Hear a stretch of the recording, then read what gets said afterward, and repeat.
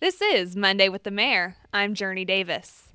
Today we travel to Huntingburg with Huntingburg Mayor Denny Spinner. Denny, how are you doing? Doing very well. Welcome to Huntingburg. Thank you. Some exciting things going on today. We have the Rural Affair Task Force Leadership Subcommittee meeting right here today. Right. Earlier this year, I was asked by Lieutenant Governor Crouch to be a member of this task force studying rural affairs in Indiana, and it's a broad topic, but there are some things that we're focusing down on, things that the state wants a better understanding and direct input from rural leaders across the state on issues that we all deal with: funding, broadband. What are the things that are hurdles, perhaps, in the state legislature that prevents rural growth, rural economic development? And the subcommittee that's meeting here today is chaired by the director of the Office of Community and Rural Affairs, Jody Golden, and we're talking about rural leadership. And it was decided at our last meeting that these meetings should take place across the state in rural areas, in rural communities. And Huntingburg was asked if we would host today's meeting. So we're very honored to have the first opportunity to bring in some resources from across the state, both private, public leaders, state legislators. It's a very, very good group that will be here today.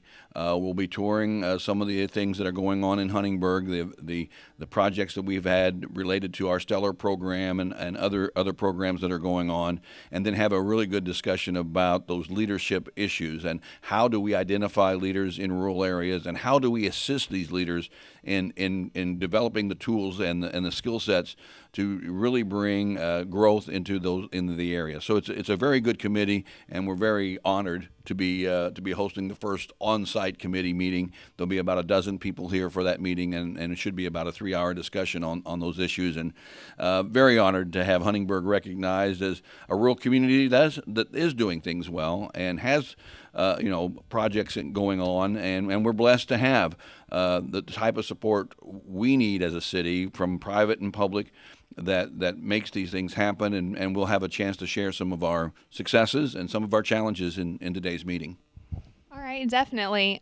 Speaking of leaders, but kind of the younger variety, Southridge has had some real success this season. Oh my gosh. It was disappointing to come so close to winning another state championship, but fall short. But the leadership that was on the baseball field this last Saturday, and the desire and the no quit attitude that was just demonstrated by our players and our coaching staff.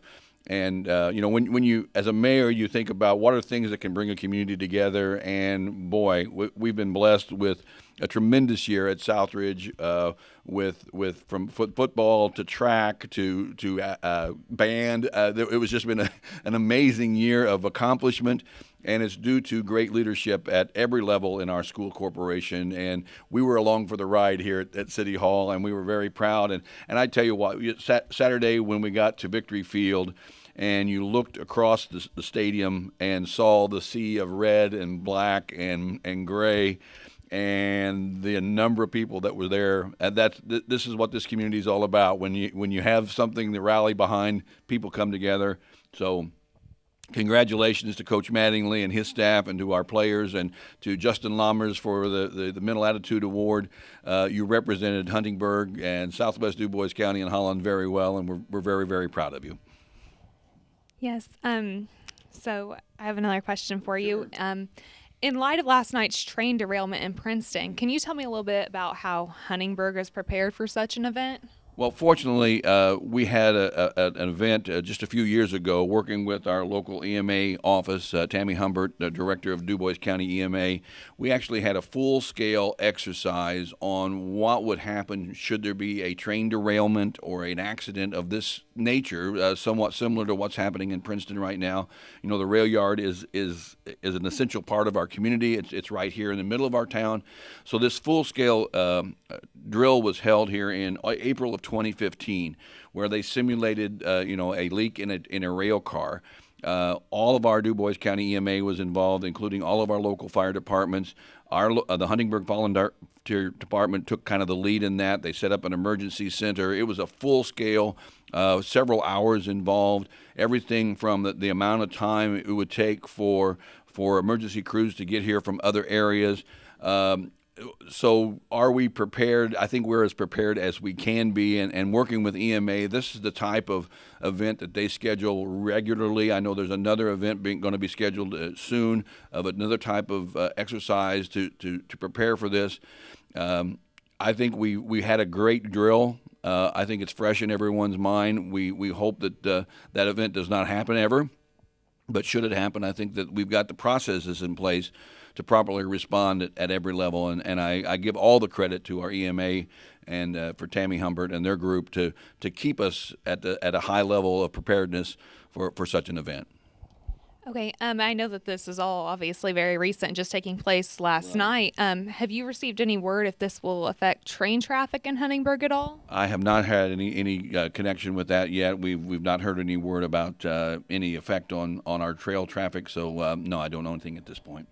Okay, and speaking of the railroad, how's railroad bypass construction coming along? Well, that's a good news. As many people were aware through our local media, and social media was buzzing about a month ago when the steel came in town. The placement of the steel beams over the overpass has taken place, and actually the bridge decking is starting to take place.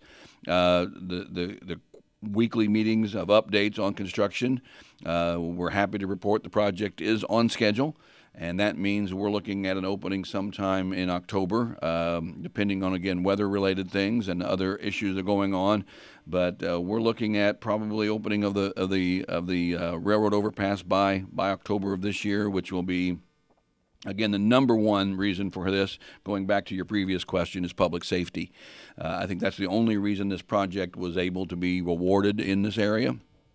Because with the railroad and incidents such as what we may be seeing in Princeton would shut down the rail line, this type of bridge would be absolutely necessary to maintain emergency traffic through our community. So that is the sole reason for the project. The economic impact will come along with it, but we're very happy to say that by this fall that there will be a true connection through Huntingburg to allow you to cross the railroad safely and efficiently through our community. All right, thank you, Denny. That's all I had for today. This has been Monday with the Mayor. We're in Huntingburg with Mayor Denny Spinner.